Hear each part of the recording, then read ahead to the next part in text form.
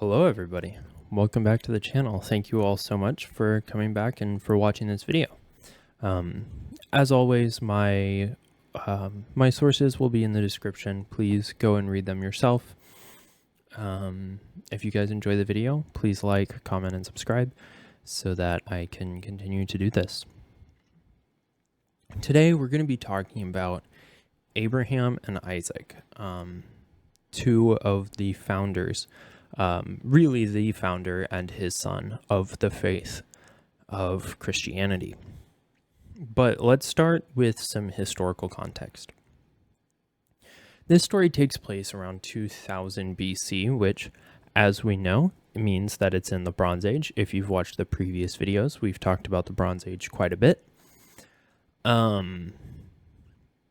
The Bronze Age, for those of you who don't know, probably happened between somewhere around 3300 BC all the way up until about 1200 BC when the Bronze Age collapsed and the Iron Age began, at least in the Near East, Middle East area. So what are some of the evidences that we have that Abraham was even a real person, and that the Israelites were there at the time, and that this book is even true? The book of Genesis is where we're going to be reading out of, and it mentions many, many places. It mentions Hebron, it mentions Haran, it mentions Ur. These are three ancient cities that we have found in archaeology, exactly where the Bible tells us they would be. As well as the Abraham's Gate, a gate named Abraham's Gate, in Tel Dan. There are three other main things that I could find that were pretty convincing evidences. The first one is an inscription from a pharaoh of Egypt named Shoshenq I. He invaded the lands of Israel, specifically the lands of Judah, in 926 BC.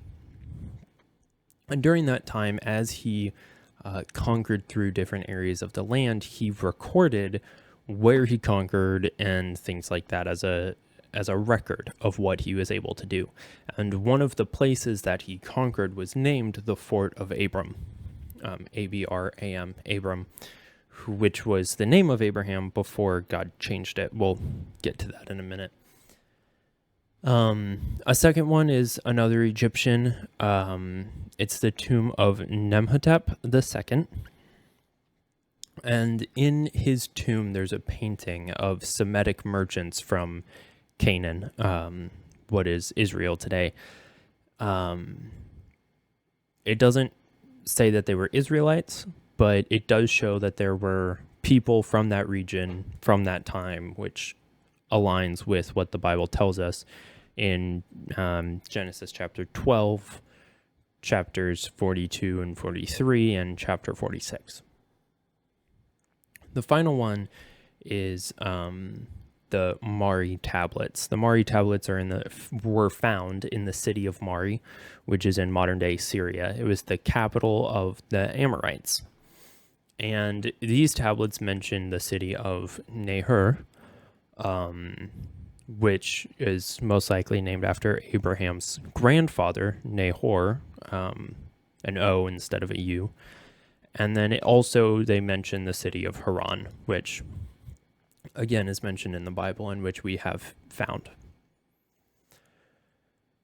So, before we even get to Abraham, where did Abraham come from? Who was this guy? What is the book of Genesis? All of those questions.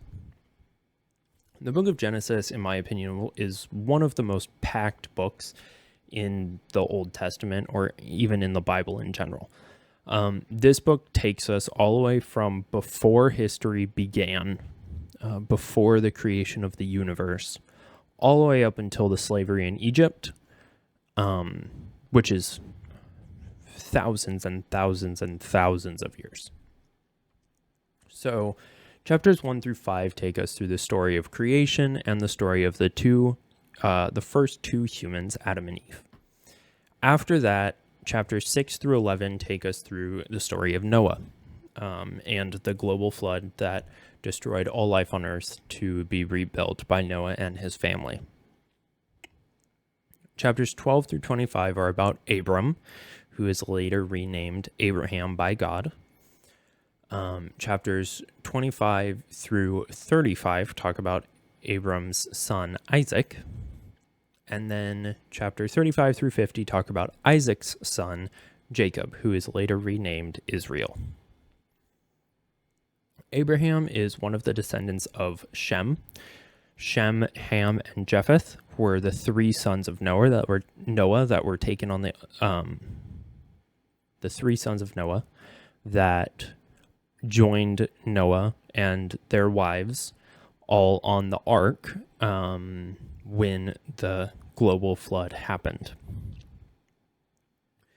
Abraham and his two sons are held in high esteem. There are many places in the Bible where instead of just saying the God of Abraham, the person speaking, whoever it is, will say the God of Abraham, Isaac, and Jacob, because all three of them are held in this incredibly high esteem for the position that they played and the position that they held and the role that they played in history. Abraham is considered the father of three monotheistic faiths: Judaism, Christianity, and Islam. Judaism, of course, are the Israelites, are the Jews, and they trace themselves back to Abraham in the stories that we're reading here in Genesis 12 and onwards. They trace themselves back to there. Christianity does the same. However, we have Jesus Christ, who we will talk about in a future video, but he is who we really look to rather than looking to Abraham. But in Matthew 1 and in Luke 3, the eyewitnesses of Jesus Christ give testimony of his lineage. Lineages are, of course, very important to Jews to show that they are truly Jewish. And Matthew 1 and Luke 3 give us the lineages of Jesus's mother and Jesus's father to prove not only that he was a Jew, but that he was a Jew of the tribe of Judah and that he was a direct descendant of the people he was supposed to be. And so most Christians date our faith back to 35-ish AD, 70 AD, somewhere in the 1st century AD, back to the founding fathers of our faith, the apostles, and of course Jesus. And then the final faith is the Islamic faith, who about 600 years later, this man named Muhammad claimed to be a prophet of God, and of course claimed Abraham as the father of their faith, but that Judaism and Christianity broke away from God and didn't truly follow God, and because of that, they were to be considered infidels, people who were not part of the true faith of Allah, which is what they call God, and should be treated as such. So before we get into chapter 22, which is the story that we're going to be reading today, I'm just going to give you a quick rundown of where Abram came from and how he got to be Abraham and where we are today. So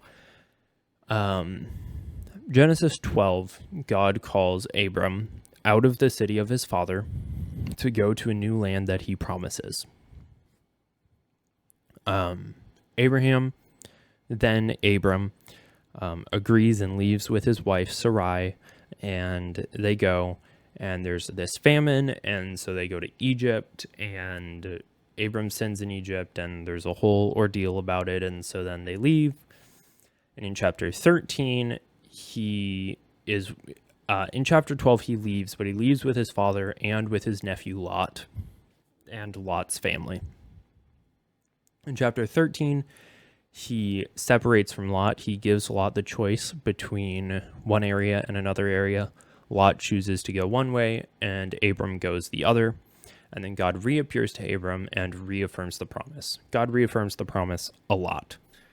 In chapter 14, Abram's nephew is kidnapped, so he goes to war against the kings that kidnapped him, and he ends up meeting this priest named Melchizedek, who is the high priest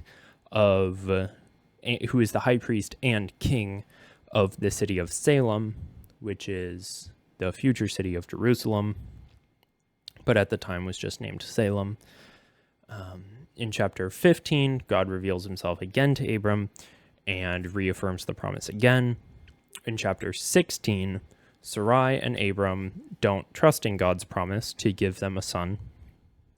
And so Ishmael is born to Abram through Sarai's handmaiden, who is named Hagar. And God says, you weren't really supposed to do that. And so in chapter 17, he reappears to Abram and says, look, you weren't supposed to do that. I'm going to give you an actual seed of Sarai. And he changes his name at that point from Abram to Abraham, as well as changing Sarai's name from Sarai to Sarah. After reaffirming that promise, chapter 18 happens, where God tells Abraham that Sodom and Gomorrah are going to be destroyed, which is where Lot's family lives. So Abraham negotiates with God, and he ends up getting Lot's family saved. Angels appear to Lot's family and take them out of the city of Sodom and Gomorrah. Well, out of the cities of Sodom and Gomorrah. I think they lived in Sodom, but I'd have to check that one. And then Lot's wife looks back. She dies. She turns into a pillar of salt. That's kind of all we hear of Lot at that point. We hear of his children, but we don't really hear of him anymore. That happens in chapter 19. And then in chapter 20, Abraham and Sarah go to a distant land. I think it might be Egypt again.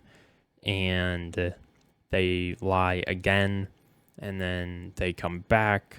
The lie, by the way, is that Abraham goes and he's scared because he knows that Sarah is described as the most beautiful woman. And Abraham knows that, Abraham thinks that these foreign kings, when they go into the land, are going to kill him if they know that they're married. And so instead, Abraham goes and he says, this is Sarah, my sister. And then both times he says, this is Sarah, my sister.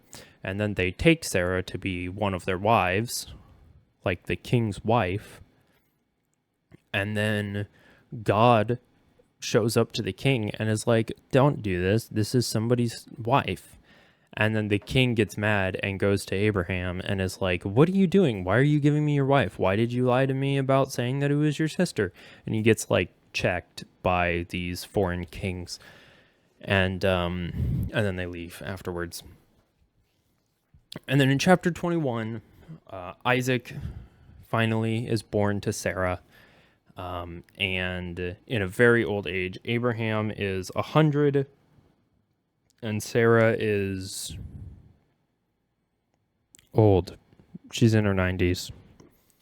And so when Isaac is born, Abraham casts out Hagar and Ishmael, the handmaiden and her son,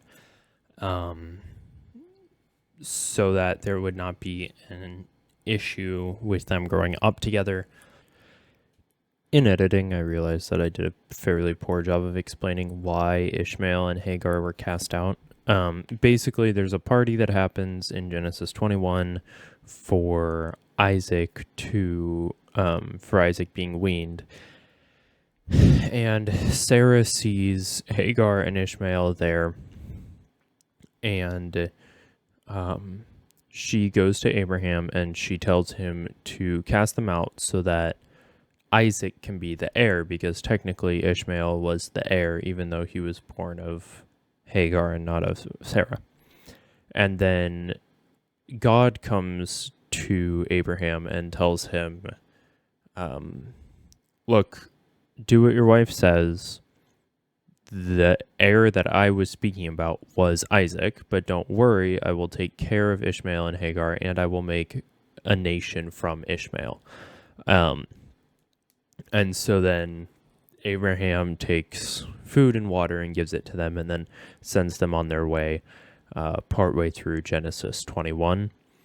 And we're not told that Abraham and Ishmael ever see each other again, but we do know that Ishmael comes back for Abraham's burial and funeral once Abraham dies. So they leave, and God appears to them and promises them protection. And then chapter 22 is where we pick up, where Abraham's faith is being confirmed. Now, again, Abraham and Sarah had... Abraham was 100, and Sarah was also incredibly old. I can't find it in chapter 21. It just says that they were old. But it does say in chapter 21, verse 5, now Abraham was 100 years old when his son Isaac was born to him. I've heard the age of the patriarchs, in this case Abraham, be contested with an explanation that we shouldn't read the ages literally, because they would keep ages, they would measure years by important events and not by the passing of time. So somebody could only have been alive for 20-something years, but they could be 100 years old because it was like 100 major events that happened in their life. But I have two issues with that. The first is that there were all sorts of calendars and timekeeping devices in the ancient world. We know that the Egyptians had a calendar, and the Hebrews had a calendar, and tons of other countries had calendars. So if they had calendars, there's not really a reason why they wouldn't be keeping time at least similarly to the way that we do. 1 second.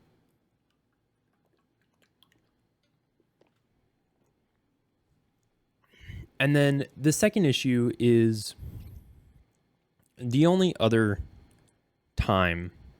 units of time that we have mentioned in the Bible is we have like years and hours and things like that. But then the next thing that we see is reigns of kings. That's like the next step up. So we don't see any evidence of time being counted by major events.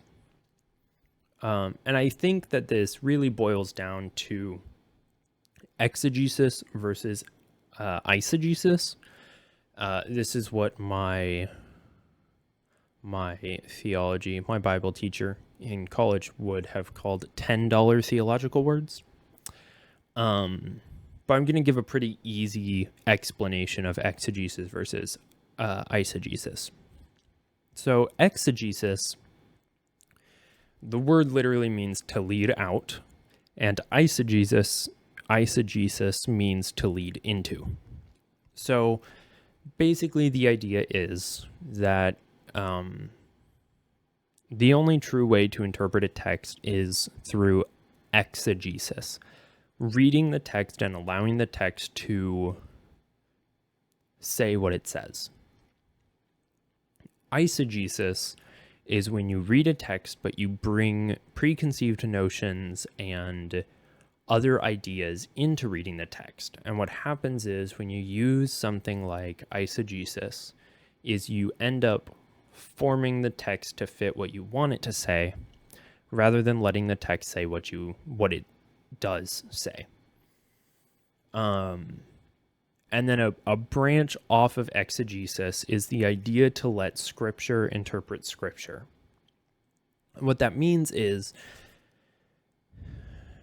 if something in Scripture is confusing, rather than immediately looking to outside sources, you should look to other passages in Scripture to explain what is happening before immediately switching over.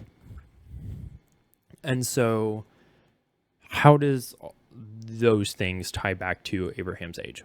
Well, like I just read in Genesis 21, verse 5, it says he was literally 100 years old. And if we flip over to the New Testament, we read Hebrews 11:12.